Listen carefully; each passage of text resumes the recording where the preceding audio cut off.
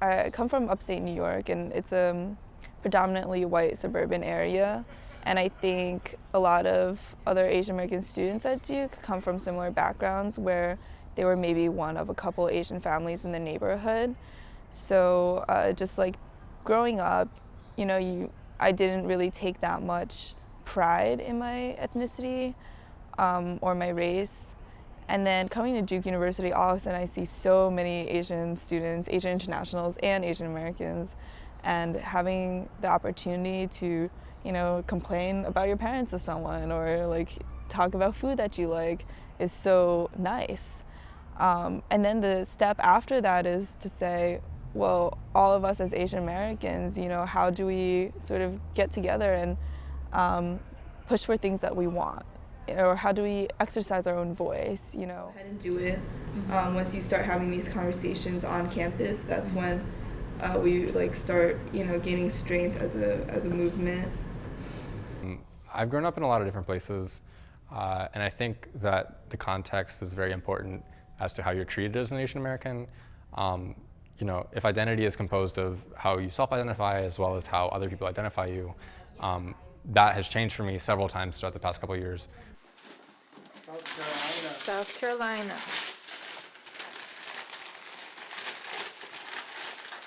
What is that, Jasmine? People in South Carolina and Georgia, for where I grew up from ages 0 to 10, definitely perceived me as like Asian American. And it wasn't until I moved to rural North Carolina where that was seen as like a negative thing.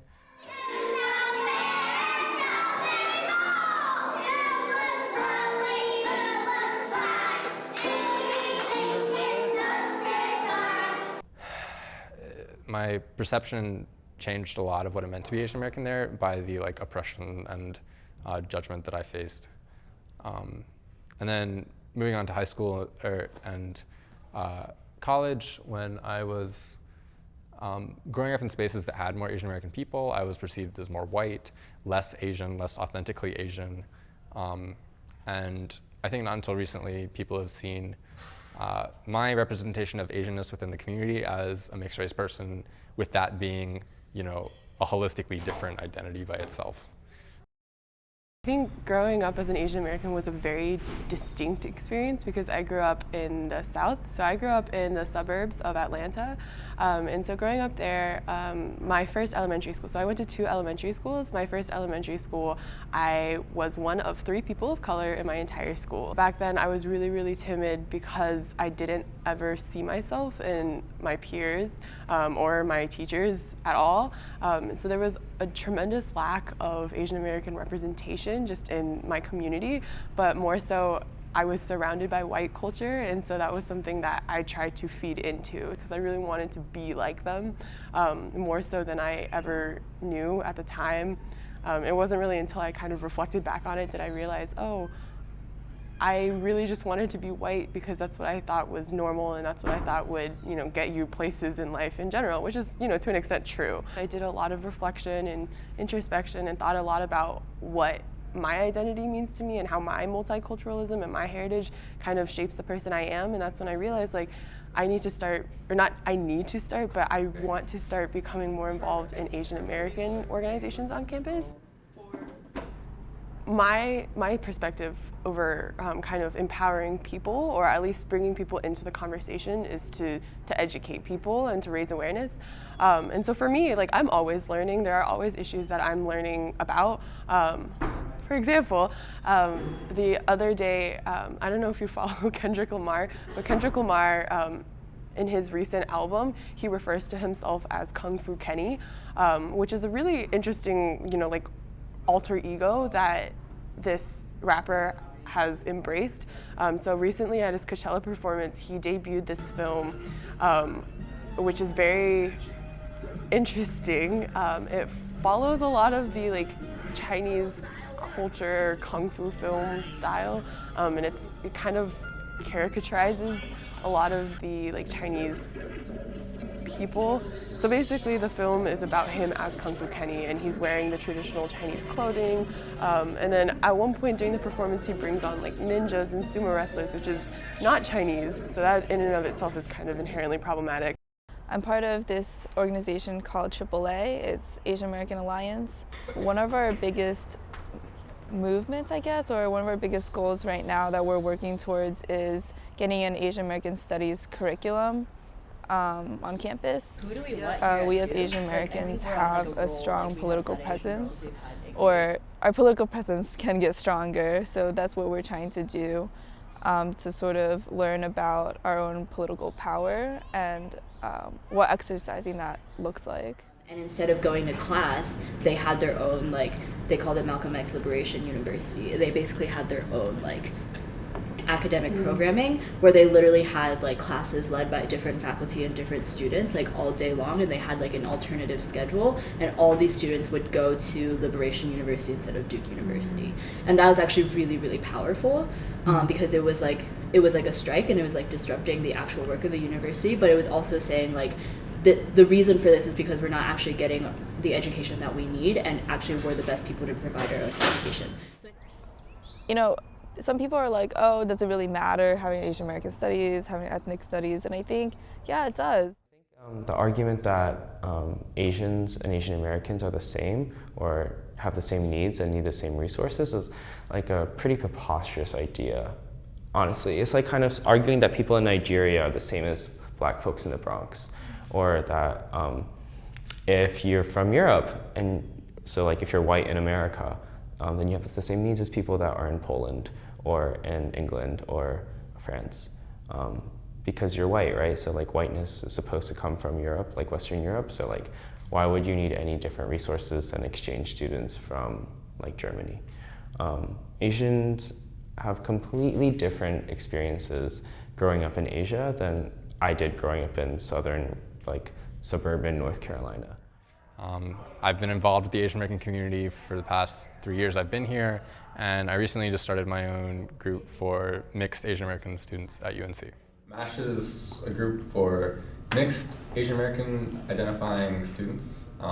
We are the Mixed API Students Heritage Club, and our purpose is to cater to all students on campus that feel like they belong with a mixed Asian American identity, whether or not they have resources provided for them on a standard basis or not.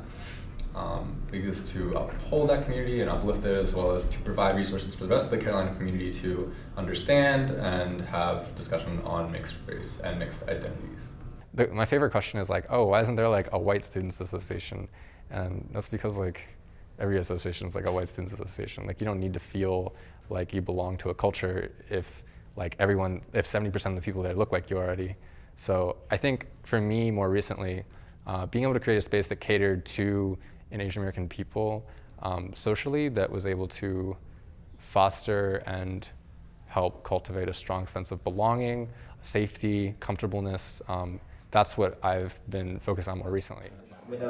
So the main thing for me is that I always viewed myself in halves, just because that's what was convenient for others, and I never thought about, oh, hey, you can like fully claim both identities, and you're allowed to do that. And to me, like that's something that sounds really simple, but it was kind of difficult to think about because that's not how I thought about it at all my whole life. One thing I pride myself in with MASH is that it's a very comfortable space. When I ask people like why they do MASH, most of the time they answer that like, oh, like I love the community. I love walking into a space of people who looks like me, walking into a space where I feel like my identity is important, where my story is going to be heard.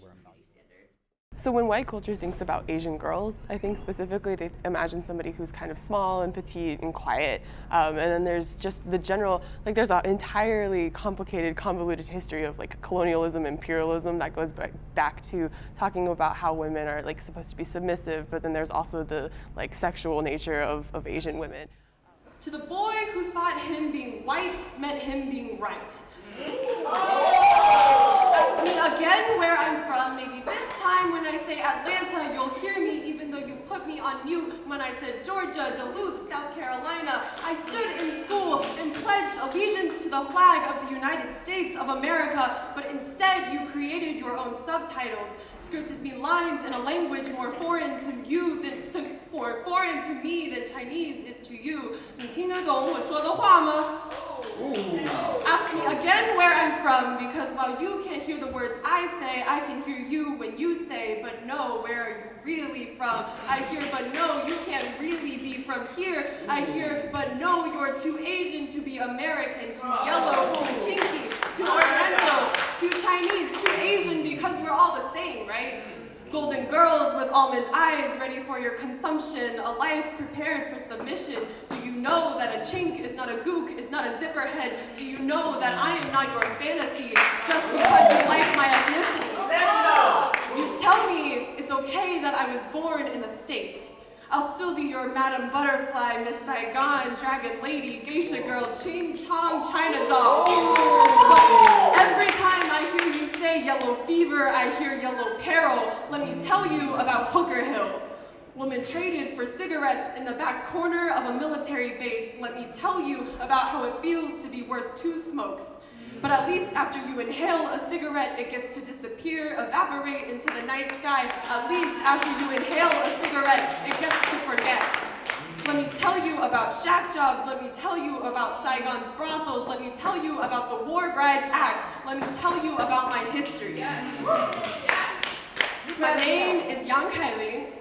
It means the feeling of joy, of overwhelming happiness in moments of victory.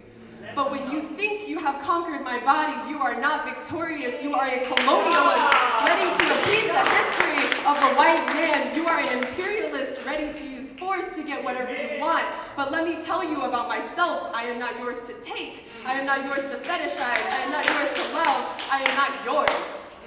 My name is Yang Kaili, and I am exhausted, not exotic.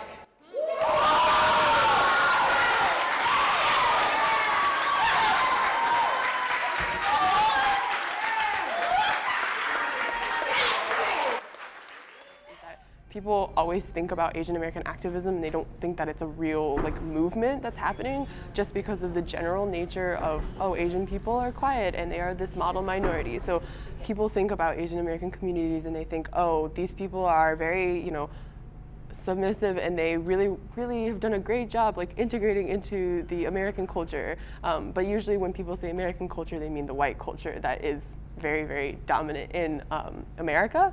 And I think what's important is seeing that there are more and more people in the Asian American community, especially in colleges, younger Asian American leaders that are able to break this mold or kind of show people, no, I'm not gonna stay quiet if something is very offensive, or I'm not gonna just sit here complacent and complicit in this kind of racism and very blatant prejudices that are taken against my community.